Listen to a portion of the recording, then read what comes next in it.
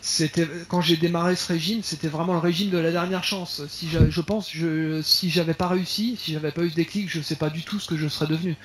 Est-ce que je serais encore de ce monde aujourd'hui? Est-ce que peut-être que j'aurais continué à prendre du poids, je serais monté à 130, 140, je serais peut-être mort d'une crise cardiaque ou je ne sais quoi. Enfin bref, il y a quelque chose qui m'a ramené en fait parmi les vivants en me disant non, la vie c'est pas ça. Il faut que tu te prennes en main, il faut que tu te mettes un bon coup de pied là où je pense. Et du jour au lendemain, je me suis lancé dans un régime à corps perdu en me disant je vais essayer une semaine, on verra bien si ça marche. Et puis la première semaine, j'ai perdu du poids. Je me suis dit bon, bah, on va essayer une deuxième semaine, on va voir si je tiens le coup. Et puis ça a marché. Et puis je me suis rendu compte qu'en m'éloignant de la muscu, et ben ça m'aidait à perdre du poids plus vite parce que je me suis complètement déconnecté de la performance et de l'entraînement. Et du coup, je mangeais plus pour la perf. Et ça m'a énormément aidé de ne pratiquement plus faire de muscu. Ça m'a beaucoup aidé tu faisais plus du tout de sport alors? Tu faisais que le régime pour maigrir? Ah ouais, j'ai arrêté carrément la salle pendant une longue période. Je sais plus exactement combien de mois j'ai arrêté. Je crois que j'ai perdu 30. Je me suis laissé perdre 30 kilos en fait avant de retourner dans une salle de sport.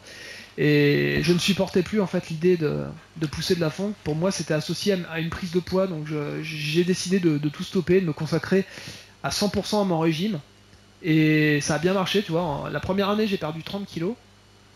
Je suis passé de 54 en pantalon à 40, 46, 48, je sais plus. Enfin, je pouvais m'habiller normalement parce que c'était la première fois que je pouvais m'habiller normalement.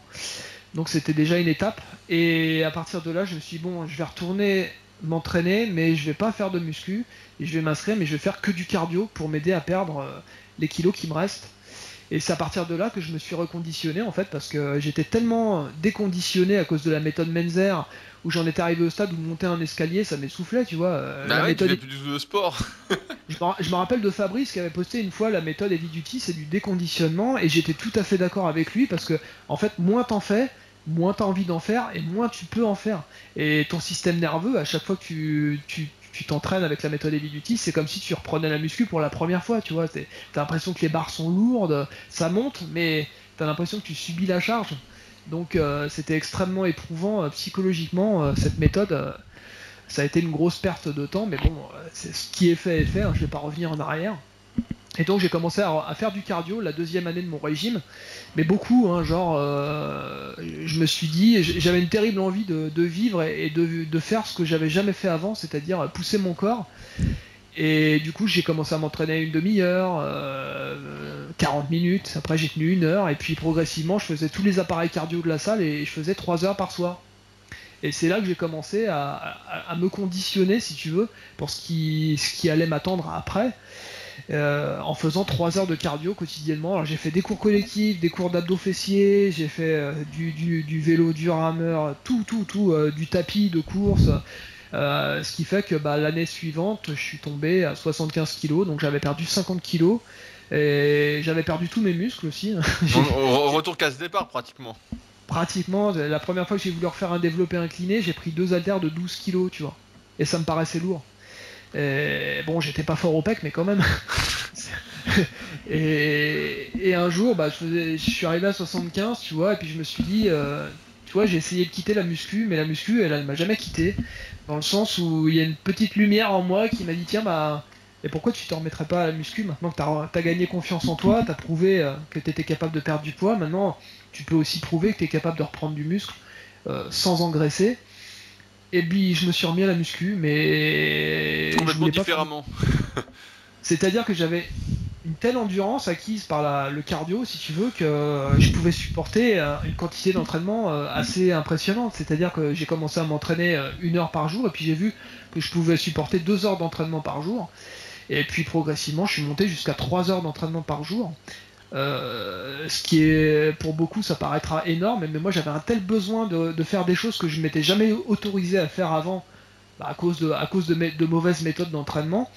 J'étais un frustré de l'entraînement et j'avais tellement envie de faire tout ce que j'ai pas pu faire que je me suis lancé à corps perdu dans la muscu sans réfléchir, et ça a été un plaisir immense de pouvoir repousser, de reprendre progressivement de la force, du muscle, et puis de voir que mon corps y répondait surtout. Est-ce que tu as complètement changé ta façon donc de t'entraîner au lieu de faire une série de 4 exercices? Là, tu faisais de multiples séries, mais moi, je me souviens, si je dis pas de conneries, que tu as quand même gardé un truc de la méthode Menzer, c'est que tu poussais chaque série jusqu'à l'échec. C'est ça pour moi. Enfin, c'est une vue très personnelle, mais moi je suis incapable d'arrêter une série avant d'arriver à l'échec. C'est-à-dire, je peux pas. Je vais faire une analogie. Quand tu fais pas l'amour à ta femme uniquement pour procréer, tu fais aussi l'amour à ta femme par plaisir.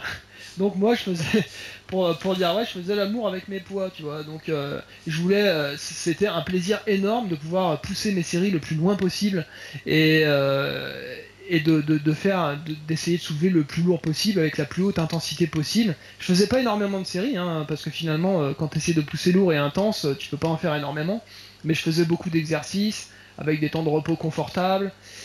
Donc les séances, elles s'étendaient, ça durait 3 heures. Hein. Je me rappelle, je faisais chaque muscle 3 fois par semaine. Donc lundi c'était pec, dos, épaules, triceps, et le mardi c'était jambes, biceps, abdominaux.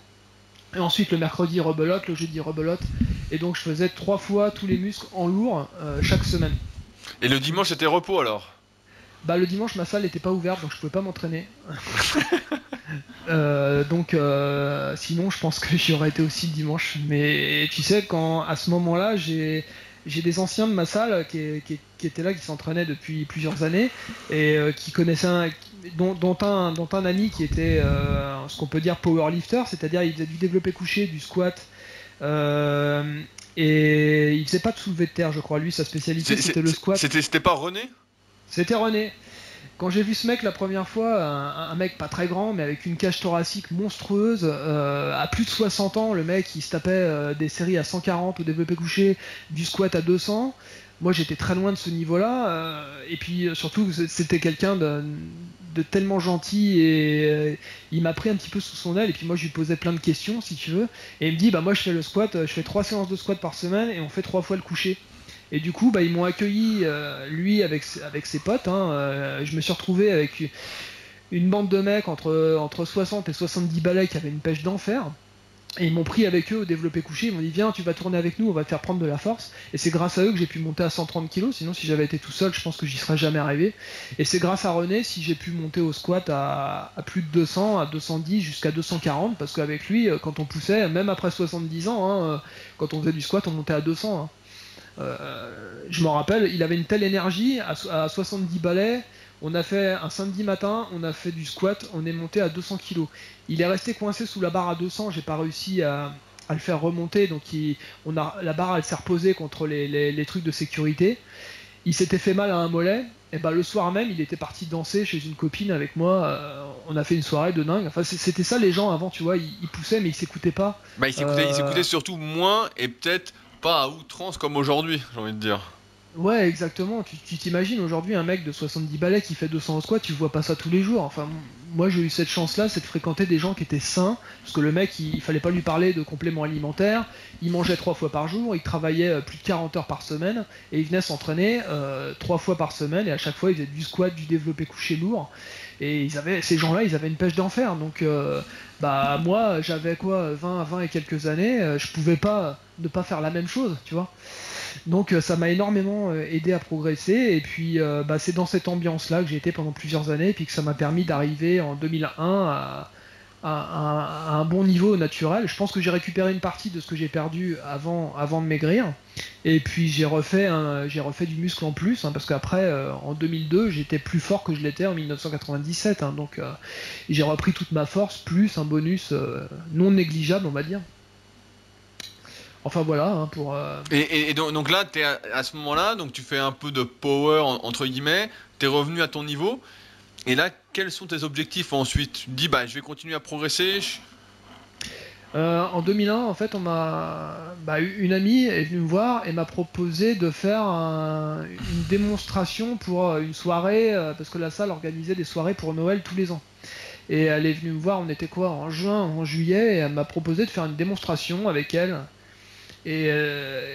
Et du coup, elle faisait de la musculation aussi, et je me suis dit, tiens, c'est une bonne idée, puis on va voir, je vais essayer de sécher, puisque c'est la première fois que je me lance dans une sèche. Et puis bah ça s'est super pas bien passé la première année parce que je savais pas comment sécher. Enfin bref, j'étais prêt en septembre alors que le posing il était prévu pour décembre. Et on était en 2001, donc en fait il y a très peu, il y a tous ces gens de la salle qui m'ont connu énorme à 125 kg. En fait on voulait leur faire une surprise. Et j'ai voulu essayer de sécher le plus que je pouvais et je suis redescendu à 75 kg. Et je me rappelle que j'avais poussé la déshydratation à un point tel que j'avais pas bu d'eau pendant 3 ou 4. J'avais réussi à tenir 3 ou 4 jours. J'avais jamais été aussi sec de ma vie, je voyais les fibres partout, la peau qui était comme du papier à cigarette. Enfin, j'étais arrivé à un niveau que j'aurais pas cru possible. J'étais tellement motivé, puis j'avais un tel contrôle sur ma faim et mon alimentation que je pouvais ne pas manger pendant plusieurs jours, ça me dérangeait pas. Alors évidemment, je dirais tout de suite à tes auditeurs et auditrices de ne pas faire la même chose, hein. C'est uniquement mon exemple. J'ai fait pas mal de conneries à ce niveau-là. N'essayez pas de reproduire ce que j'ai fait, certainement pas. Je n'avais pas de limite à l'époque, je n'avais pas conscience que la santé c'est quelque chose d'important, et donc bah voilà, ne pas manger à sa faim et se déshydrater c'est pas bon pour la santé et ça a des répercussions après. Mais malgré tout j'avais pas conscience du danger et je me suis lancé à fond et je suis arrivé devant tout le monde. En fait on avait monté un spectacle où j'étais habillé et à la fin elle m'enlevait mon t-shirt, on avait mis des scratchs dessus, elle m'arrachait mon t-shirt et je faisais un posing, enfin vraiment un truc à la bonne franquette, tu vois. Il y avait 100 personnes dans la salle et personne, quand les gens ils m'ont vu dans cette condition là, ils ont pas cru. Enfin, sur le moment il y a des gens qui m'ont dit j'étais pas sûr que c'était toi parce que je t'ai connu, tu pesais 125 kilos et là t'as des stries sur les triceps quoi.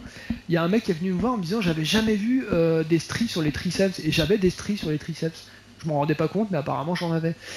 Et on m'a même demandé si je prenais des diurétiques. Alors ça m'avait bien fait marrer parce que c'était le patron de la salle qui m'avait demandé ça. Et je l'ai regardé, j'ai dit fous de ma gueule ou quoi, est-ce que tu me connais un peu depuis le temps quand même? Et la seule diurétique que j'avais prise c'était de la queue de cerise, tu vois.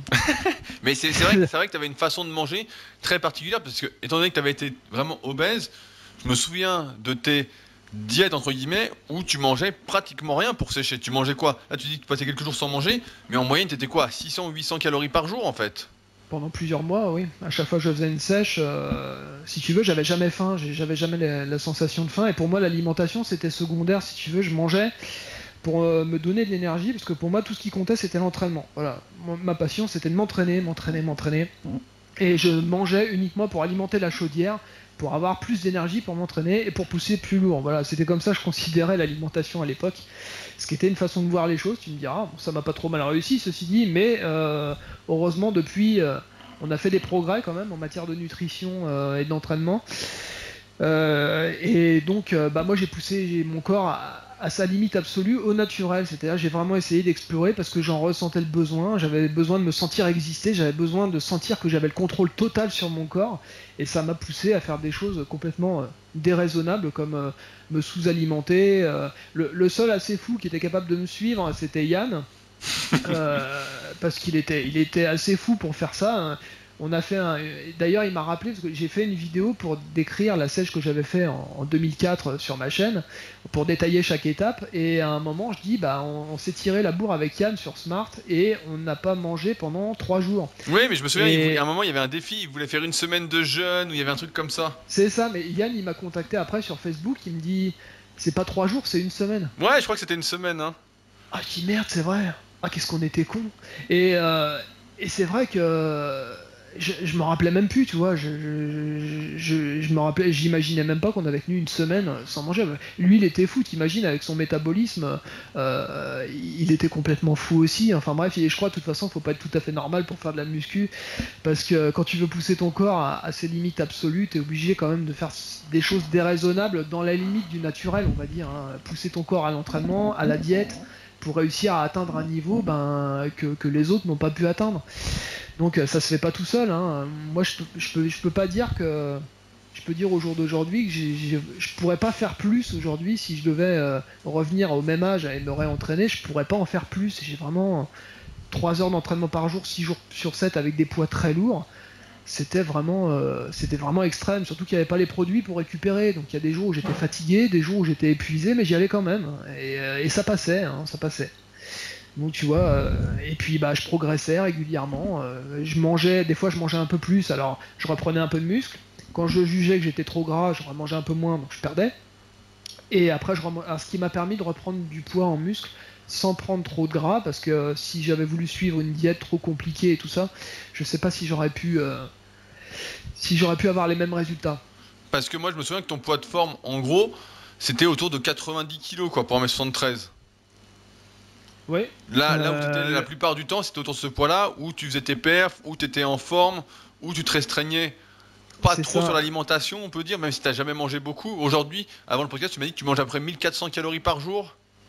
Ouais, c'est ça. Je vais t'expliquer la démarche. C'est que après mon posing en 2001, qui a eu beaucoup de succès parce que les gens ils ont adoré, j'ai les photos qui ont été faites, je les ai envoyées au Monde du Muscle, au magazine Le Monde du Muscle, en disant bah ça serait bien si je pouvais passer dans le courrier des lecteurs. Tu sais, il y avait comment elle Ouais, ouais, s'appelait. on pouvait envoyer ces questions à Jean Texier.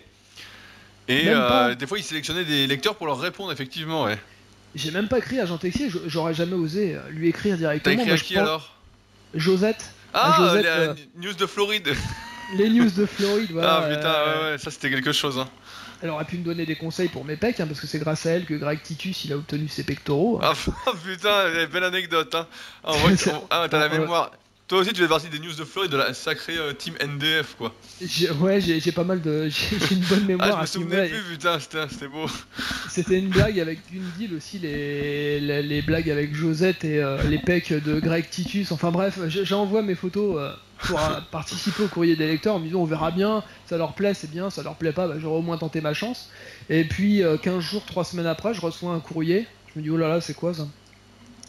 Je déplie la lettre, je regarde signature en bas, Jean Texier. Et là, je me suis mis à trembler de tout mon corps. C'est comme si Dieu, il était en prise directe avec moi, tu sais, qui m'envoyait un message en me disant je suis super impressionné par ce que tu as réalisé, tout.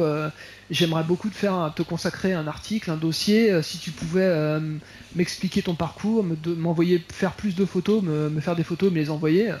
Donc là, c'était pour moi, ce jour-là, c'était la consécration totale, quoi. C'est comme si je m'étais accompli du jour au lendemain, comme si mon niveau, il était validé d'un coup, tu vois. Et du coup, ben, j'étais super. Tu m'étonnes qu'après, quand j'ai été m'entraîner, je me suis entraîné 2 fois plus intensément, 2 fois plus lourd. Et le but, c'était de préparer des photos pour lui envoyer. Donc à cette époque-là, j'ai commencé vraiment à devenir très très fort et à prendre du volume. Je me rendais pas compte, si tu veux, mais j'ai commencé à prendre du tour de bras. Je suis monté jusqu'à plus de 45 de bras, donc 46 à chaud. Mesuré, et j'avais plus de 70 de tour de cuisse déjà à l'époque, et puis un bon dos. Enfin j'étais vraiment bien balèze et assez propre en plus, donc pas trop gras, donc j'ai fait quelques belles photos, et puis je suis redescendu à 86 kilos pour faire des photos un peu plus secs, pour pouvoir lui envoyer aussi, pour qu'il ait je m'étais mis de l'auto-bronzant et tout, tu sais, vraiment, c'était René qui avait pris les photos d'ailleurs. Il avait l'habitude parce que son frère, il avait une salle de sport, et puis il avait déjà photographié Serge Nubret, Sergio Oliva, donc il avait l'habitude de faire des photos de muscu. Et puis bon, donc voilà, j'ai envoyé les photos à Jean, il a fait son article, et puis ça a été une grande motivation pour moi, donc ça m'a fait redoubler d'intensité. Et, et du coup, ben, jusqu'à 2004 en fait, hein, puisque après, chaque année, je faisais une sèche, donc je faisais une prise de masse et une sèche à l'ancienne, même si je faisais pas de concours. Mais tous les ans, il y avait cette soirée de la salle, donc c'était l'occasion pour moi de me préparer et de sécher, parce que les gens, ils me demandaient si j'allais préparer quelque chose, ils demandaient, quoi. Donc je me suis dit, bon, bah, on va recommencer l'année suivante, et puis l'année d'après, et puis après, bon, bah, ça s'est terminé, parce que au bout d'un moment, tu sais, les gens, ils passent à autre chose, hein, c'est normal. Bah, une fois ils ont vu toutes tes poses esthétiques Bah oui, puis plusieurs bon, fois ça de reste. suite, et puis qu'en plus t'es au bout, tu progresses presque plus, ils se disent bon bah on l'a compris quoi. En plus, je faisais des sèches en urgence, tu sais, d'un seul coup, je m'apercevais qu'il restait plus que 3 semaines avant la soirée, et je me mettais à perdre 10 kilos en 3 semaines, tu vois, le truc de fou, je descendais à 600 calories, alors je perdais. Cette année-là, je suis monté à 90 kg de masse, je suis arrivé à 83 kg pour faire la démonstration, parce qu'ils avaient trouvé que j'étais trop sec l'année d'avant, donc je me suis dit, bon, bah, je serai un peu moins sec, mais j'avais déjà perdu plus de muscles, et j'étais à peine plus sec. Donc je faisais vraiment n'importe quoi, mais je j'avais pas conscience du danger, ni quoi que ce soit. Pour moi, c'était, je me sentais immortel, si tu veux. J'étais jeune, en pleine possession de mes moyens, je pouvais sauter par-dessus les montagnes, je voyais pas de limite à mon potentiel, quoi. Je pensais que j'allais continuer à progresser comme ça indéfiniment, et puis bah les sèches justement, bah c'est ça qui m'a freiné, hein. Donc là on va aborder un autre chapitre, c'est l'excès de bonnes choses peut tuer, quoi, hein, parce que bah, j'ai séché en 2002 une fois, j'ai séché en 2003 deux fois. Et puis en 2004, il y a eu ce concours qui a été organisé par le forum Power Attitude. Ah, t'avais fait la PA classique? C'était Nico qui avait lancé la PA classique, et c'est pour ça que j'avais séché en 2004. Et c'est là que j'ai fait ma plus belle sèche pour préparer le concours. À l'époque, j'étais dans la catégorie à TDHG, si tu te rappelles bien. Ah oui, oh putain, Steph, ouais, qui a mal fini, justement. Paix à son âme, hein. Il y a prescription depuis quand même. C'était quelqu'un avec qui on n'avait pas forcément été très, très tendre. Ouais, ah bah on n'était pas tendre, lui non plus, il n'était pas tendre avec nous, hein, à l'époque. Tu te rappelles, bah, on n'était pas des gens bien, hein. Moi j'étais une belle petite ordure à l'époque, on descendait sur Planète Muscle pour aller faire la chasse aux dopés, on trollait comme des malades. Et c'était quand même bon enfant, mais bon. Ah, TDG, il exagérait, lui, il était vraiment. Ouais, bah, malheureusement c'est le côté bodybuilding maladif, c'est-à-dire quand tu pratiques plus pour le plaisir, mais que ça devient vraiment quelque chose ça devient un délire obsessionnel, quoi. Faut éviter quand même de tomber dans certains excès, et malheureusement il l'a très chèrement payé, peut-être beaucoup trop. Le prix à payer était beaucoup trop fort. Et donc bah je me suis retrouvé deuxième derrière lui en fait, parce que bon bah. À l'époque, moi, tu sais, quand je mettais des photos sur Smart, je mettais des photos de la tête aux pieds, hein. Oui, tu mettais des photos en entier, oui. Voilà, je voulais qu'on voit le mec en entier, parce que tu voyais tellement de photos de mecs qui se coupaient à la hauteur des épaules et qui montraient pas leurs jambes. Comme ça, les mecs, on aurait dit qu'ils pesaient 100 kilos, tu vois, et tu les voyais, les mecs, ils ressemblaient plus à rien. Donc moi, j'aimais pas ça, donc quand j'envoyais des photos, je faisais en sorte qu'on me voit de haut en bas pour se rendre compte du volume musculaire général, ce qui était quand même logique. Et j'avais envoyé des photos de tête aux pieds, mais si je me rappelle bien, TDSG, il avait pas joué le jeu, mais bon, il avait gagné quand même. Ah bah, lui c'était le pro des photos gros plans, hein. Je me souviens, il faisait des gros plans sur les épaules, c'était toujours des photos en plus. En plus, il avait. Lui, l'autobronzant, il a pas besoin, il faisait des UV, il était archi bronzé. Putain, il était vraiment impeccable, quoi. Hein. Ouais, mais enfin, j'étais pas trop content parce qu'il avait posé des photos de lui d'un peu trop près, il montrait pas tout son corps, et puis bon, bah. À part les pecs, il avait de bons pecs. Pour le reste, bon, je lui mettais quand même la misère, hein, le pauvre vieux.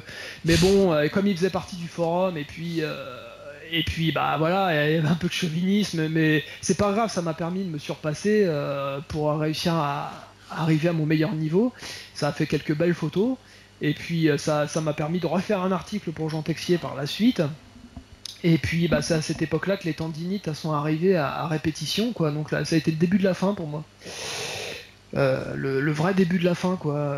En fin de sèche en 2004, je commençais déjà à avoir mal au coude.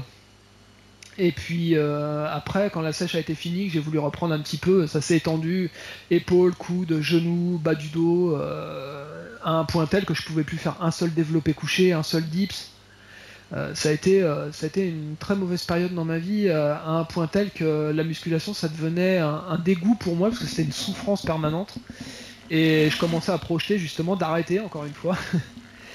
Et c'est à cette époque que j'ai fait un article pour Jean Texier, justement, où je lui parlais de mon état d'esprit du moment. Alors c'est un article dont je suis pas fier, en fait, parce que ça décrivait mon état d'esprit à une période où j'étais un petit peu complètement démotivé, où je projetais éventuellement de fonder une famille, de me consacrer à une carrière professionnelle, machin. Enfin, je me voilais la face, hein.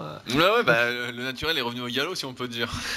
Donc j'ai fait cet article où j'étais vraiment déprimé pour Jean, il l'a publié, et puis bon bah qu'est-ce que tu veux, c'est un article, c'est quelque chose de figé dans le temps, hein. La pensée elle continue à évoluer après, donc j'ai guéri mes tendinites petit à petit, je suis revenu, j'ai recommencé à pousser, mais après ça n'a plus jamais été pareil, j'ai jamais réussi à retrouver mon niveau de 2002, parce que j'avais un travail assez physique à l'époque, je m'investissais beaucoup, et puis j'avais plus l'énergie pour me dépenser à la salle, même si je m'entraînais encore beaucoup, mais le corps il suivait pas, hein. Et puis je mangeais pas assez, je mangeais toujours 1200 calories par jour maximum. Et puis donc bah ça a duré un petit moment, et puis bah, jusqu'à 2011 où j'ai eu un sursaut, où j'ai fait ma dernière sèche. Je me suis dit j'en ai marre de me mettre entre parenthèses, je veux me prouver une dernière fois que je suis capable d'y arriver, et je me suis relancé une dernière fois dans une sèche qui m'a fait perdre 1 tonne de muscle et 1 tonne de force. Et le résultat a été catastrophique puisque j'ai perdu du muscle à une telle vitesse ça m'était jamais arrivé avant. Et puis bah, la peau elle a pas suivi, la peau elle s'est pas retendue complètement, donc j'avais de la peau qui était restée souple et je trouvais ça horrible en photo. Et je me suis dit bah ça sera la dernière fois de ma vie que je sécherai. Maintenant j'arrête les conneries. Et j'ai plutôt commencé à me préoccuper de ma diététique pour manger, pour être en forme et pour manger équilibré et puis pouvoir continuer à m'entraîner correctement. C'était une nouvelle approche parce que je vieillissais aussi, donc je voyais les choses différemment. Et puis bah voilà, la pensée elle évolue, tu prends plus de recul sur certaines choses et puis ça permet de continuer à pratiquer longtemps en ayant des objectifs réalistes. Bah, c'est à partir de ce moment-là que je crois que t'es passé en home gym en fait, à t'entraîner chez toi et puis aller en salle en fait. Aussi. En fait, je suis resté un bon moment, c'est-à-dire j'ai quitté la région parisienne en 2012 pour aller m'installer en province parce que c'était un vieux rêve à moi de m'installer dans une petite ville tranquille. Tu vois, je suis quelqu'un de très discret, très simple. Je suis quelqu'un de très contemplatif. Moi, je peux prendre mon plaisir à me balader en forêt. J'ai pas besoin de choses compliquées. Moi, je voulais une vie pépère, simple, cultiver des fruits et légumes, voilà, me balader, vraiment quelque chose de super simple. Et puis donc j'ai eu cette opportunité. Puis du coup, ben, en déménageant, j'ai retrouvé une petite salle, mais vraiment une toute petite salle, une salle de remise en forme où il y avait juste un banc à coucher. 2 chandelles avec une barre pour faire du squat et puis une barre de traction collée à un espalier. Et ben malgré tout, je me suis entraîné là-bas pendant 3 ans et puis ben, le fait que j'ai un nouveau cadre de vie, que je me sente bien et la passion pour la musculation, elle est revenue à fond. Et en 2016, ben j'ai eu l'opportunité de pouvoir faire ma salle chez moi, d'avoir un grand sous-sol qui me permette d'acheter du matériel. Et c'est là que je me suis dit, ben, plutôt que de continuer avec des barres et haltères, puisque j'ai vraiment envie de poursuivre à fond dans le bodybuilding, eh ben, je vais m'acheter une machine, parce qu'avec la machine, au moins, je serai moins focalisé sur la charge, Sur la performance. et plus sur la performance, et pouvoir en terminer une bonne fois pour toutes avec le power building, parce que bah, tu sais bien que la tentation de la force, elle est toujours Bah, très en grande. fait, dès que tu peux te comparer à quelqu'un, c'est là le problème, c'est que t'es tenté. Et j'en parlais hier, bah, on a fait ce podcast sort un peu après, mais on a fait un podcast avec Fabrice là-dessus. Et on parlait justement du bien-être, de se filmer à l'entraînement pour voir ce que tu fais et de partager ça. Pour justement C'est ça. te dire, bon bah en fait, ce que je fais c'est n'importe quoi. Et puis si les autres le voient, que c'est n'importe quoi aussi, ça te calme tout de suite quoi. Alors que si tu te Exactement. filmes pas et puis que tu fais ça, puis que tu compares, en fait, c'est sûr que ça peut que mal finir quoi. Ça devient n'importe quoi. Exactement, c'est pour ça que les training logs et tout ça à l'époque de Smart, quand les mecs ils disent ouais je pousse 200 au squat, et puis que 6 mois après, ah bah oui mais en fait c'était pas du full, bah oui mais alors à qui on peut se fier? Alors tu suis le log d'un mec, tu le vois évoluer toutes les semaines en force, et puis d'un seul coup t'apprends que le mec c'est un gros mytho, qu'il a jamais soulevé ce qu'il a soulevé, ou que s'il l'a soulevé c'est sur 2 cm de, D'amplitude. de marge d'amplitude, ouais, excuse-moi, et donc voilà, c'est pour ça que j'aimais pas. Non mais J'ai quitté c'est les. exactement ce qu'on disait hier avec Fabrice, c'est que les training logs en fait, ça nous a poussé à et avec le perf-board, tu te souviens du perf-board peut-être aussi, Oui, je m'en où les souviens. mecs se blessaient et tout, c'était une course en fait, alors que bah, je trouve que c'est pour ça que l'apparition de la vidéo, je trouve que c'était bien, parce que au moins ça montrait ce qu'il en était réellement. Et là bah aujourd'hui avec le club super physique, genre je refuse pas mal de vidéos, les mecs mettent des vidéos des fois, ou même les filles, et je dis bah non bah là c'est pas bon, tu vois, il manque dans l'amplitude, il manque des trucs, et donc les vidéos permettent en même temps de pas se mentir à soi-même quoi, et de pas mentir aux autres. C'est sûr, c'est tellement facile de tricher sur un développé couché ou un squat tu peux mettre. Moi j'ai fait un demi squat à 245, j'aurais été incapable de faire un squat complet avec cette charge. Je me serais écroulé. Mais t'es tenté quand même de mettre sur ton log, bah c'était presque un squat complet, alors qu'en fait quand on te filme, non, c'était pas un squat complet, c'était un demi, voire à peine demi squat quoi. Donc bon, après moi, voilà, c'est ce que j'ai voulu faire, c'est m'entraîner sur une machine parce que ça me permettait vraiment de me concentrer sur la contraction du muscle, de pouvoir m'entraîner intensément sans tout relayer à la perf en charge, si tu veux. Moi, je voulais que ce soit la progression en poids soit une conséquence de la prise de muscle. Alors qu'avant, je prenais je rajoutais des charges pour forcer la prise de muscle. Donc en fait c'est un petit peu le processus inverse que. Ouais, bah tu forçais pour ton ego en fait. C'était un entraînement de l'ego quoi. Exactement, voilà, plus t'es balèze, plus t'es fort et plus t'es musclé. Mais bon, on peut constater quand on voit certains powerlifters qui sont beaucoup plus forts que moi et pas forcément aussi musclés. Donc c'est pas toujours vrai. Il faut aussi apprendre à contracter ses muscles. Et c'est d'ailleurs pour ça que j'ai créé des déséquilibres avec mes pectoraux. C'est parce que comme je savais pas les travailler et que j'avais pas les bons exercices, et ben j'ai continué à travailler mes triceps, mes épaules. Et puis mes triceps ils sont devenus assez gros et du coup ça m'a ralenti pour la progression au pec. Et ce que toi aujourd'hui t'apprends aux plus jeunes et aux moins jeunes à faire aujourd'hui, c'est à s'analyser, à avoir une analyse morpho-anatomique comme on dit, et de pouvoir identifier les bons exercices très tôt dans la pratique et d'essayer de développer un corps qui soit équilibré et sans créer de déséquilibre, parce qu'une fois que le déséquilibre il est créé puis que tu génères vraiment un point faible, et ben ça va durer pendant des années où tu vas devoir batailler comme moi je bataille avec mes pectoraux depuis 27 ans, mais j'abandonnerai jamais jusqu'à mon dernier souffle, je lâcherai jamais l'affaire et je continue à tester des choses pour essayer de mieux contracter, travailler mon mouvement ou développer. Et puis quand j'en ai marre de faire ma machine, je vais me réinscrire dans ma petite salle à côté, tu vois, et puis je vais refaire un petit peu de développé couché pour me tester parce que ça me fait plaisir. Tu vois, j'ai aucun interdit. Moi, je ne vis que pour le plaisir, c'est-à-dire la musculation plaisir, qui n'est pas une musculation contrainte. Si je peux pas m'entraîner avec le plaisir, je peux pas progresser. Pour moi, c'est indissociable. Bah tu peux pas tenir sur le moyen et long terme en fait. Si tu prends pas de plaisir, et c'est pour ça que je trouve qu'il y a un petit peu des problèmes justement avec cette mode, cette démocratisation de la musculation entre guillemets, du fitness.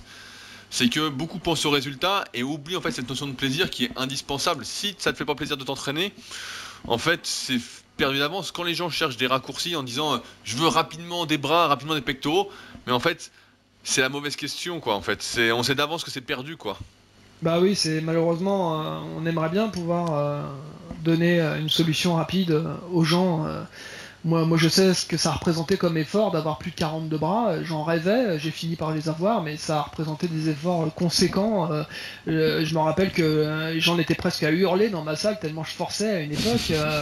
Et j'avais une machine à pullover, une vieille machine que Serge Nubret avait dans sa salle et dont dans l'interview de Luc Corr par Michael Gundil, Luc Corr il parle de ces machines justement qu'il utilisait et moi j'en avais dans ma salle et j'avais cette machine à pullover qui m'a permis de développer mon dos parce que mon dos c'était un point faible au départ et grâce à cette machine à pullover exécutée en supination façon Yet parce que c'était mon modèle, j'ai réussi à développer mon dos et à en faire ensuite mon point fort. Donc tu vois, je regrette de ne pas avoir eu une telle machine pour mes pectoraux, ça aurait été génial. Malheureusement, j'avais pas l'équivalent. Et malheureusement, les jeunes de 15-16 ans aujourd'hui qui sont très influençables, toi aussi, hein, on a tous eu 15 et 17 ans. Ouais, c'est la période où on s'est rencontrés et où sur le forum, justement, comme tu disais, on était tellement influençables qu'on changeait sans arrêt de méthode d'entraînement, d'exercice, on faisait des trucs, on peut à dormir debout, quoi. Hein. On se cherchait, quoi. C'est ça, parce qu'on comprenait pas pourquoi on progressait plus ou on stagnait. Toi, tu as trouvé ta voie avec ton système d'entraînement. Moi, j'ai trouvé ma voie, on va dire, avec mon propre système. Enfin, je suis resté fidèle à mes valeurs, mais disons que j'ai quitté les forums en 2007 justement pour me reconcentrer sur moi, pour pouvoir me concentrer en retrouvant confiance en moi, si tu veux, sans avoir le doute de me demander si ce que je fais c'est bien ou pas.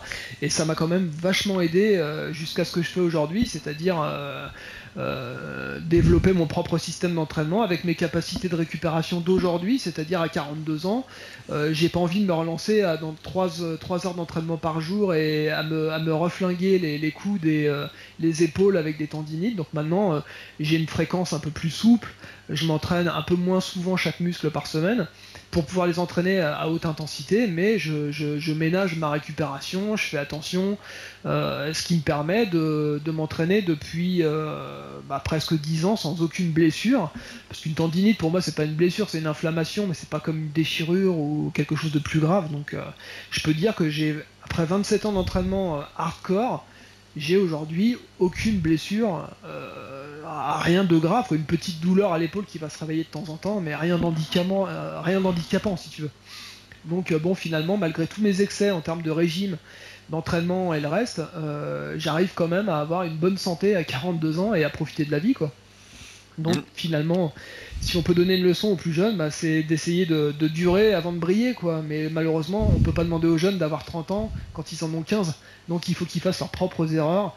Et heureusement qu'il y a des gens, il y a quand même des bonnes influences via Internet aujourd'hui qui peuvent leur permettre de passer à travers certains pièges. J'ai envie de dire que nous, on avait quand même de la chance à l'époque, car moi j'étais beaucoup plus jeune que toi, mais donc tu as quitté les forums en 2007, mais les forums internet, même s'il y avait des dérives sur les performances, etc., ça nous motivait quand même énormément et ça nous cadrait, ça nous faisait réfléchir, etc.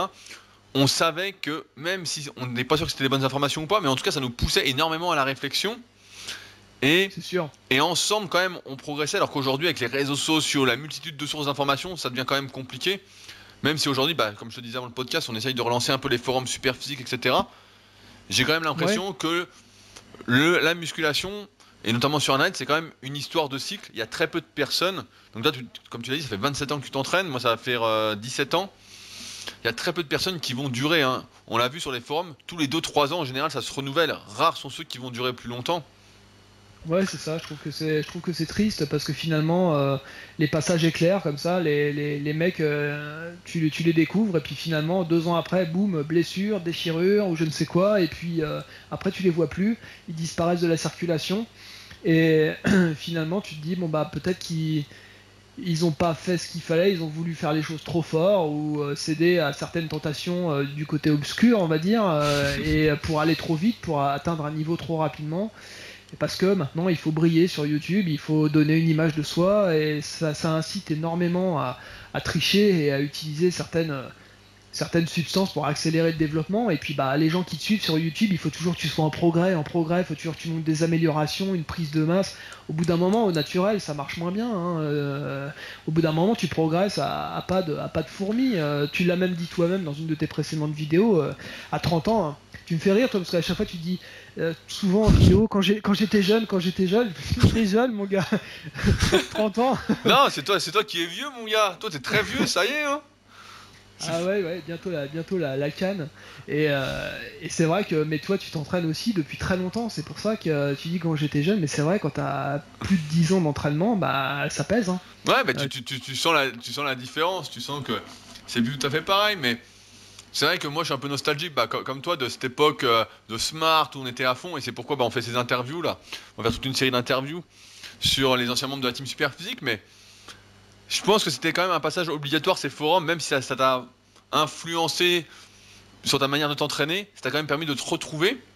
Et je voulais rebondir sur autre chose, tu as dit, donc on parle un peu de vieillesse, mais tu as dit qu'à partir de 2004-2005, bah, voilà, t'as plus trop progressé en musculation, t'as commencé à avoir des douleurs, etc. Et donc ça te faisait quel âge? Ça te faisait 30. Bah la trentaine. Voilà, la trentaine. J'y ai pensé d'ailleurs en me disant, à cet âge-là, moi j'ai commencé à payer le prix de mes excès alimentaires dans les deux sens, c'est-à-dire ne plus manger, essayer de soulever hyper lourd avec des mouvements parfois trichés et le reste. Et bah mes coudes, et ça a duré 4 ans. J'ai pu m'entraîner 4 ans à haute intensité avec un super gros régime d'entraînement.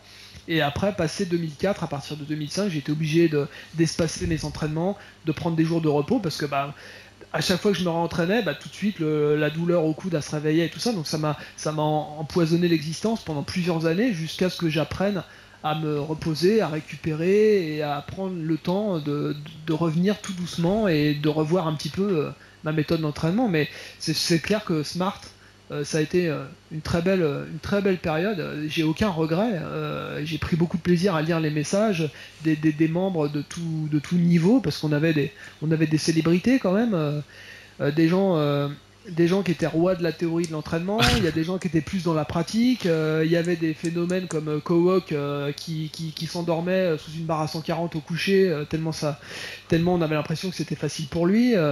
Quand il est venu dans ma salle, je l'ai vu faire des dips avec 40 ou 50 kilos de lest. Enfin, je sais plus, il avait pris une vieille ceinture. Il m'avait demandé de lui passer des poids de 10. Je sais plus combien j'en avais passé, mais le mec il a commencé à faire des dips J'avais l'impression qu'il allait s'endormir, tu vois. Je me suis Ouais, dit, mais qu'est-ce que c'est? il a toujours été un peu mollasson, Kovok, mais Mais une force incroyable. Je me suis dit, mais qu'est-ce que c'est que ce mec? Moi, ça m'a impressionné parce que j'avais jamais fait ça, hein. Malgré la taille de mes triceps, j'ai jamais eu cette force-là. Et voilà, il y avait Pos, c'était ah ouais, pareil. Popo c'était un numéro. Popo, c'était le petit nerveux, le petit chien enragé, quoi. Ah, j'ai jamais vu ça non plus. Ils étaient vraiment complémentaires tous les deux. Parce que alors lui, Post, il soulevait toutes les charges à la machine pour le tirage vertical pour le dos. Moi, j'utilisais toutes les charges plus un poids de 10 kilos. Et je le vois, il met tout le stack. Je lui dis, mais qu'est-ce qu'il va faire avec ça? Et bah, la charge, elle décollait. J'avais l'impression que son corps, c'était un muscle unique, tu sais, qui se contractait et qui se relâchait à chaque fois qu'il faisait un mouvement. J'ai jamais vu une pile électrique comme ça. Ouais, il était hyper nerveux, je me souviens. Une force, le mec il était fait pour la force, tu vois.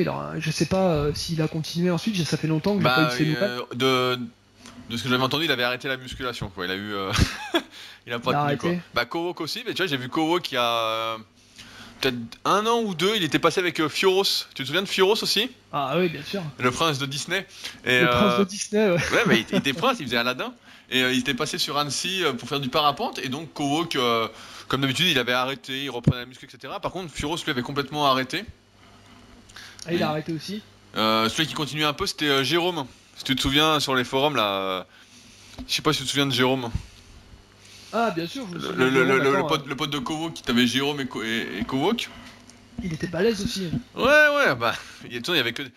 Après, il y en a qui ont disparu. Bah, Amaury, il y avait Amaury qui est plus là. Bruno Spagnoli non plus. Mais bon, ouais, on avait un bon groupe. Et aujourd'hui, donc, à 42 ans, je reviens sur l'interview, mais est-ce qu'on peut dire que t'es toujours en forme pour ceux qui t'ont pas vu en vidéo et qui n'ont pas encore vu tes vidéos sur YouTube?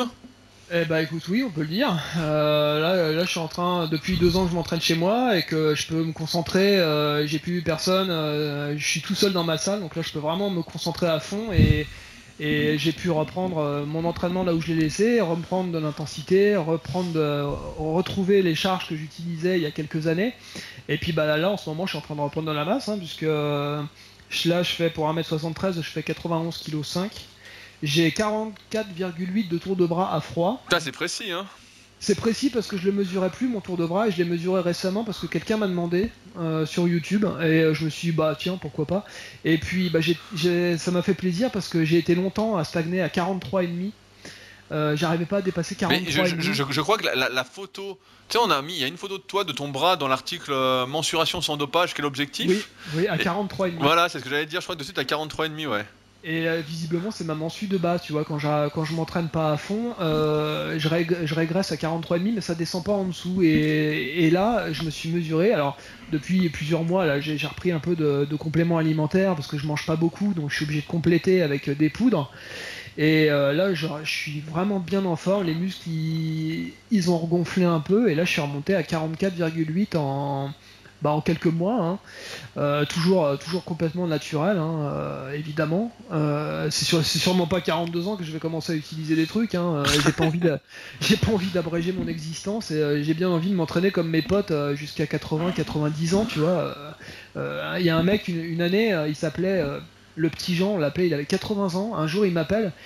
Il dit Nico, c'est quoi le débardeur que tu as utilisé dans ton article là, dans le magazine? Il s'est acheté le même débardeur que moi. Le Gold Gym là que t'avais? Ouais, il s'est acheté le même débardeur. Il est venu me le montrer à 80 balais. Et puis un jour, il vient me voir 2 ans plus tard. Il vient me voir, il me fait, tu sais, j'ai 82 ans, mais je commence un petit peu à baisser, qu'il me dit. Ouais. J'ai dit putain, à 82 ans, le mec il me dit ça. Il y a des gens qui sont à moitié enterrés à cet âge-là. Et moi, c'est ce que j'ai envie de faire, tu vois, m'entraîner jusqu'à 80 balais, 90, à mon niveau, bien sûr, mais voilà, l'entraînement, la musculation, c'est quelque chose qui peut te suivre toute ta vie, à condition que tu acceptes de pratiquer pour le plaisir et que tu ne te crées pas des obligations inutiles ou un besoin quand tu vis pas quand ton corps n'est pas une source de revenus et que tu ne dépends pas de ton corps pour survivre. Il faut garder le plaisir à l'esprit en permanence et la vraie musculation telle qu'elle est pratiquée depuis les années 50-60, c'est une musculation pour la santé telle que préconisait Jean Texier déjà à l'époque. Comme les anciens qui étaient là avant lui, De Méliès, tous les vétérans, les pionniers, la muscu à la base c'est pour magnifier le corps, le volume musculaire, c'est arrivé après à cause de l'influence des Américains qui ont fait exploser les mensurations, mais à la base, c'était ressembler au statut grec comme on voyait dans les sculptures de Rodin, ou je me trompe peut-être, c'est peut-être pas forcément des statues grecques, mais Ouais, non, mais on voit l'idée de toute façon. tout le penseur de Rodin, toutes ces statues qu'on peut voir de la Grèce antique et tout ça, où on voit des abdos, des muscles, voilà, c'est ça la musculation, c'est l'art de manie. Voilà, au début, là il y a un jeune qui m'a envoyé un livre justement de Marcel Rouet qui s'appelle Toute la culture physique. J'ai commencé à le feuilleter un peu. C'est qu'à la base, il faisait de la musculation pour être en quelque sorte un meilleur sportif. C'était de la culture physique comme tu as dit en fait. C'était, Voilà, tu te cultivais en fait. C'était pas ce que c'est devenu aujourd'hui et il y a même quelques années.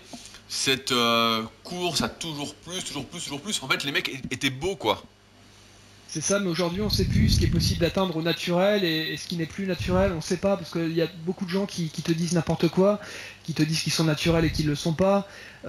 Comment savoir? C'est très difficile pour un jeune. Moi je sais que si j'avais 15 ans et que j'arrivais sur YouTube aujourd'hui, Ah oui, là, tu sais pas, t'es perdu, oui, oui. je serais complètement paumé. Je sais même pas si j'aurais pu avoir le parcours que j'ai eu, parce que j'aurais fait plus ou moins n'importe quoi en suivant la chaîne de machin, de trucs, et puis ça m'aurait peut-être pas réussi. Et maintenant avec l'explosion des réseaux, c'est très difficile pour un jeune, hein, je le reconnais, hein, je suis tout à fait d'accord. C'est pour ça que sur ma chaîne, j'ai voulu développer quelque chose de différent en montrant aux gens, bah vous voyez, il y a aussi des gens qui ont un parcours en muscu, qui mangent pas forcément 3000 calories par jour, qui sont comme vous, qui en ont chié, qui ont été obligés de faire des régimes, qui s'entraînent dur, et qui continuent à s'entraîner dur à 42 ans, dans le but de durer. Et voilà, moi je suis pas juste un éclair qui va passer pendant 2 ans sur internet, tu vois, c'est pour montrer aux gens qu'on peut aussi faire de la musculation sur le long terme, pour durer, et surtout pour le plaisir. Voilà, c'est une passion à la base. Ouais, mais je pense que de moins en moins de gens de toute façon sont passionnés vraiment de musculation. Donc, et je pense aussi qu'on a ce discours aujourd'hui parce que justement on avait cette passion, on a été très extrême à un moment dans nos pratiques. Donc on arrive à relativiser et à se dire bon bah voilà quoi, il faut durer, il faut tenir, etc. Mais beaucoup comme ils n'ont pas cette passion et ils ont plus l'amour du résultat que du processus en quelque sorte, Bien sûr, ils n'arriveront pas jusque là en fait. c'est dommage. Bon bah tu sais, hein, bah, nous aussi, hein, ça fait longtemps qu'on se connaît, donc à un moment, je me rappelle en 2004-2005, on s'était embrouillé parce qu'on avait un petit peu des égos démesurés. Moi c'était pareil, on se battait pour la théorie, on se battait pour alors, de temps en temps c'était la bagarre, et puis après on se réconciliait, et puis bah c'était ça la vie en fait. Hein, maintenant Internet c'est différent. Tu t'embrouilles après, c'est directement, ça s'insulte, ça se fait la guerre pendant des années quoi. Alors que nous, comme on était passionnés de muscu, on pouvait s'engueuler une journée et puis le lendemain on reparlait d'entraînement et puis ça allait quoi. On allait s'entraîner et puis alors qu'aujourd'hui il n'y a plus cette, c'est ce que j'aimais bien justement avec Smart et puis avec la team Super Z qu'on avait fait en 2009 dans laquelle bah tu es pour montrer justement l'exemple de ce qu'on peut faire naturellement. C'est qu'on était une petite famille en fait. On pouvait s'engueuler mais on était toujours là en fait. Bah, c'est ça, c'était des querelles de clocher un petit peu ridicule comme le font des jeunes aujourd'hui. Pour tout te dire, j'ai voulu aller essayer, il y a une salle l'Orange Bleu qui s'est montée pas loin de chez moi, et j'ai voulu aller tester, j'ai pris un forfait de 10 séances pour voir, par curiosité. Et la première fois que j'ai été m'entraîner, je suis tombé, alors là il y a conflit de génération, je tombe dans une salle avec des mecs avec tous des casques sur la tête, ils font une série, les mecs ils se redressent, ils se jettent sur leur portable pour aller jouer à Candy Crush ou je ne sais quoi, ah oui. et ils te disent pas bonjour, ils te calculent pas, tu demandes si tu peux passer avec eux, les mecs ils te répondent ah bah j'ai encore 3 séries, alors que t'aurais dit ça dans ma salle. Ah bah tu te serais fait recevoir, parce que je vais te dire, moi j'ai tourné avec des mecs, j'étais à 200 au squat et je tournais avec un mec qui en soulevait 60, et bah je lui disais viens avec moi tu vas passer, et je déchargerai ma barre entre chaque série pour que tu puisses passer, parce que je trouvais ça intolérable que le mec il soit obligé d'attendre que moi j'ai fini, surtout que je restais 1 heure sur le banc, alors il valait. Et moi les anciens ils ont fait pareil avec moi, c'est-à-dire ils m'ont intégré en me disant non viens avec nous, tu vas faire avec nous, et voilà, c'était un partage quoi. Aujourd'hui les jeunes ils veulent rien partager, c'est très égoïste, il n'y a pas d'ambiance familiale, enfin bref je me suis enfui de la salle en courant, en me disant bah je retourne dans mon sous-sol. Ouais bah moi c'est pour ça qu'on a ouvert le Super Physique Gym sur Annecy là. C'était pour justement retrouver un peu cette ambiance où justement bah, tout le monde tourne et on a des règles qui sont normalement qui ne doivent même pas être des règles, hein, qui sont par exemple quand tu arrives, bah, tu fais le tour de la salle pour dire bonjour à tout le monde ou tu vois, des trucs tellement simples en fait qui nous étaient c'était acquis en fait, c'était inné, c'était de base, qui aujourd'hui ne le sont plus du tout, comme tu dis, avec des casques, avec. Ouais, mais c'est bien. On dit ça parce qu'on est vieux aussi, c'est pour ça. Aussi, ouais, on est des vieux glands. Surtout toi, hein, je tiens à le dire, parce que moi je suis jeune, comme tu l'as dit. Ouais, mais moi je mets de la crème sur mon visage, donc je vieillis plus. Et je peux te dire que ouais, c'est bien cette idée que tu as eue de monter ce gym, parce qu'il y a l'air d'avoir une super ambiance là-dedans, et les mecs ils ont l'air de s'entraîner dur, et puis tu as du bon matos, donc après bon bah les jeunes qui viennent chez toi, qui testent l'ambiance et puis qui sont pas contents, et puis qu'après ils te crachent à la tronche, c'est leur problème.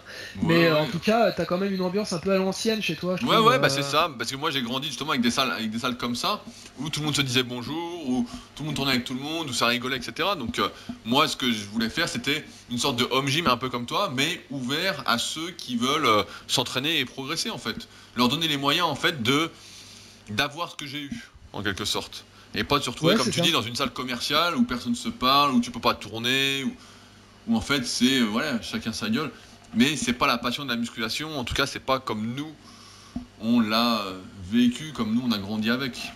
Non, bah c'est la génération de l'immédiateté, on va dire, hein, tout avoir sans effort, et que ça puisse tomber tout rôti dans le bec en faisant le moins possible, en forçant le moins possible. Mais il y a quand même des jeunes qui sont bien et qui ont des valeurs, oui, non, mais il y en a toujours. Là, c'est parce que on est un peu aigri en fin de podcast. On généralise parce qu'on est des vieux croutons là qui passent leur vie à dire des saloperies sur les plus jeunes, mais il y a des jeunes bien. Non, il y a des jeunes bien, parce que moi j'en vois justement sur ma formation super physique. J'ai un bon groupe de jeunes là qui est quand même à fond, qui est super bien, etc. C'est juste que dans toute démocratisation d'une activité, il y a toujours des dérives, des excès, et malheureusement, c'est souvent sur les excès qu'on se concentre, plutôt que de se concentrer sur, en l'occurrence, les bons jeunes qui, eux, justement, nous montrent l'exemple. T'as toujours des jeunes qui se trouvent des excuses, qui vont dire ouais maintenant t'es pas naturel, c'est pas possible, parce que finalement ça les conforte un petit peu dans leur médiocrité, parce que eux ils arrivent à rien et ils ne supportent pas que quelqu'un puisse arriver à quelque chose, donc il faut forcément que ce soit de la triche. Je peux tout à fait comprendre cet état d'esprit, parce que moi-même j'ai eu des pensées. Des pensées pour certaines personnes à l'époque où on était sur Smart et que j'allais sur Planète Muscle, j'avais des doutes, j'avais tendance à accuser un peu tout le monde pour tout et n'importe quoi, tout en sachant pas que les gens qui me voyaient, ils avaient les mêmes doutes à mon sujet, donc finalement on était tous un peu pareils quoi. Et puis après quand tu vieillis, t'apprends à accepter certaines choses, et puis à accepter les gens qui ont fait des choix différents du tien et qui ont des objectifs différents, et puis voilà. Tu acceptes, tu deviens beaucoup plus tolérant. Je sais pas si on devient plus tolérant ou si on contrôle mieux l'expression de ce qu'on pense, quoi. Disons que je mets plus de temps aujourd'hui avant de dire une saloperie, tu vois. Ouais, moi aussi. Mais ça finit toujours par sortir. Hein. Voilà, c'est ce que j'ai envie de te dire, c'est que moi c'est un peu pareil. C'est pas que je pense différemment, c'est que j'ai plus de recul, plus de patience peut-être. Ouais, c'est ça, mais bon, c'est plus fort que moi. À chaque fois que je vois un mec qui gagne une compétition de haut niveau, je me dis, bah mon pote, si t'avais pas pris tout ton machin, si ça se trouve, tu seras même pas au niveau d'arriver dans la team de Smart, tu vois. Donc, je me pose toujours ces questions-là, parce qu'on sait pas jusqu'où on peut aller, on sait toujours pas jusqu'où on peut aller au naturel. Et quant au problème des produits, je crois qu'on en a fait le tour. Hein. Maintenant, on est arrivé à un tel niveau qu'on peut faire que machine arrière aujourd'hui. Hein. Quand tu vois un Big Ramy ou un Phil Heath avec les gros bidons et les trucs, on est arrivé à un stade où maintenant il faut développer des nouvelles compétitions. C'est pas le bodybuilding qu'on a connu nous, où justement, comme tu disais, avec Matarazzo, donc qui avait un charisme incroyable, Kevin Levron qui avait un charisme pareil incroyable. C'était tous des mecs en fait qui étaient Ben Fato, comme tu disais tout à l'heure, des mecs qui avaient quelque chose en fait. C'était pas comme maintenant. Tu les vois, je sais pas, pour moi ils sont un peu fades en fait. C'est ça. Et tous les gens qui ont connu Nubret, moi j'ai pas eu la chance de le connaître. Enfin, je me suis retrouvé derrière lui au mondial une année. Il avait déjà bien des problèmes à la hanche, le pauvre, avec ses séries de 10 000 squats. Ça l'a quand même pas mal abîmé. Et il était vers la fin de sa vie. Et je sais que tous les gens qui se sont entraînés avec lui, parce que dans ma salle, il y avait des mecs qui le connaissaient, qui allaient dans sa salle et qui connaissaient sa famille et tout ça. C'était quelqu'un de spécial. C'était quelqu'un que t'oubliais pas. Comme moi, mon premier professeur, Michel Delorme, Laurier, c'était quelqu'un dont tout le monde se rappelle encore aujourd'hui, parce que c'était pas un culturo, Michel, mais c'est quelqu'un qui t'influençait positivement et qui savait te motiver. Et Serge Nubret, c'était quelqu'un, c'était pareil, c'était quelqu'un avec qui t'avais envie de t'entraîner et qui savait te pousser. Et je pense, d'après ce que j'ai entendu, voilà, c'était quelqu'un que t'oublies pas, quoi. Et je pense que c'est ça le charisme à la base, c'est quand tu laisses ton empreinte pendant longtemps, et pas comme certains champions d'aujourd'hui, quand ils quittent la scène, l'année d'après on les a oubliés, quoi. Ouais, mais c'est qu'aujourd'hui tout va tellement vite aussi, avec la multitude d'informations qu'on a, c'est que tout passe beaucoup plus vite, quoi. Alors qu'avant, ouais. on était obligé d'attendre les news de Floride de Josette pour avoir des news. C'est ça la vérité. C'est qu'on avait des news 6 mois en retard, en fait. Je me rappelle bien, quoi. En 97, moi j'étais en Allemagne pour voir la revanche d'Olympia en Allemagne. Je savais pas que Yates s'était blessé, donc il n'avait pas participé au championnat. Et en fait, pour avoir les résultats du Monsieur Olympia en 97, il fallait aller sur le Minitel pour composer, je sais plus quel site, et avoir les résultats. Mais moi j'avais pas le Minitel, et quand on a été dans le bus en fait pour aller en Allemagne, il y a un mec qui nous a dit bah non, Yates il est blessé et il participera pas. Alors moi qui avais dépensé une fortune pour aller le voir, j'étais effondré. Mais bon, cette année c'est Kevin Levron qui avait gagné, et je me suis retrouvé à 2 mètres de lui à la fin de la compétition. Et le fait est que quand j'ai vu le mec, je me suis dit au naturel, c'est impossible d'être comme ça, puisqu'il avait la peau qui collait aux muscles, on voyait les veines à l'intérieur, sa peau elle était presque translucide. Enfin, c'est un truc, tu t'en rends pas compte sur les photos, mais quand tu te retrouves à côté de lui, tu te dis c'est incroyable d'être comme ça, quoi, incroyable. Et j'ai compris en 97 déjà que ça allait pas être possible de toute façon de réaliser mon rêve initial, donc il fallait que je prenne une autre direction. C'est marrant parce que t'as peut-être pas écouté, mais la semaine dernière justement, j'ai fait une interview avec Arnaud pour le podcast Super Physique, et je disais que moi j'avais commencé justement, et quand j'ai commencé, moi aussi je me voyais devenir pro, champion du monde, etc. Et j'ai mis comme toi quelques années à fait avant de me rendre compte que ça le ferait pas. Il y avait des secrets, quoi. Toi, t'as été beaucoup plus curieux que moi, c'est-à-dire que toi, t'allais rencontrer les gens directement dans les salles, t'allais t'entraîner. Je me rappelle que t'avais été avec, comment il s'appelle, Nataf. Ah oui. Je me rappelle plus de son prénom, il m'excusera s'il Ouais, il y avait Alexandre Nataf, il y avait Alexandre Nataf, voilà. Il y avait aussi Pascal Dumini à l'époque, dans la salle aussi. Oui, je me rappelle de lui, et bon bah voilà, t'as été voir les gens, t'as été voir comment ils s'entraînaient, t'étais très curieux. Je veux dire, t'es pas arrivé là où t'es aujourd'hui par hasard. Quand tu vas au-devant des autres, et puis que tu t'instruis, et que tu lis beaucoup de livres, et c'est comme ça que tu évolues, hein. Moi j'ai pas été aussi loin que toi, je suis toujours resté en autarcie complète dans ma petite salle, tu vois. C'est vrai que tu es très dur à faire bouger. Très dur, oui, bah, je suis très casanier, mais tu sais, c'est les années où j'étais gros, ça a laissé des séquelles, hein.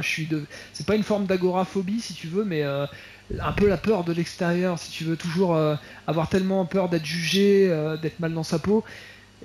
Maintenant que j'ai plus de problème de poids, j'ai quand même le spectre de l'obèse que j'étais avant qui me poursuit, et je sais pas si ça va me poursuivre encore longtemps, mais j'ai encore des trucs qui me ralentissent, si tu veux, qui m'empêchent d'être complètement épanoui aujourd'hui à cause de cette période. Et je pense que ça le fait à beaucoup de gens qui ont été gros pendant longtemps, et qui arrivent à surmonter ça, et malheureusement après ça te suit longtemps derrière. Ouais, de toute façon, comme tu sais bien, hein, on est un peu le reflet de son passé, donc ça m'étonne pas ce que tu dis. Hein. Ouais, surtout quand c'est des années d'habitude, ça s'enlève plus comme ça, surtout encore une fois quand on vieillit, quoi.